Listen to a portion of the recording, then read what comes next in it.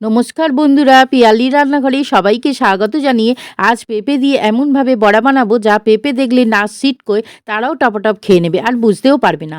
তো চলো শুরু করি। প্রথমে পেঁপে আর একটা আলু ছোট টুকরো করে কেটে নিয়ে ভালো করে ধুয়ে নিয়েছি। এবার কাটারে দিয়ে মিহি করে কেটে নেব।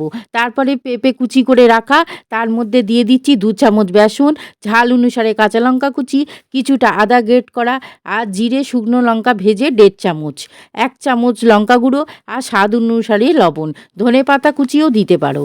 এবার খুব ভালো করে চটকে চটকে মেখে নেব, একটুও জল দেব না। তারপরে হাতে গোল করে একটু চ্যাপ্টা করে আগে থেকে তেল গরম হতে বসিয়ে দিয়েছিলাম।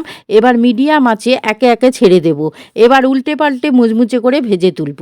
বন্ধুরা, এবার দেখো কত সুন্দর হয়েছে, দেখেও বোঝা যাচ্ছে না আর খেয়েও বোঝা যাবে না। এটা পেঁপে দিয়ে তৈরি, কিন্তু অসাধারণ টেস্ট। একটা খেয়ে আরেকটার জন্য হাত বাড়াতেই হবে। ভালো লাগলে পাশে থেকো বন্ধুরা।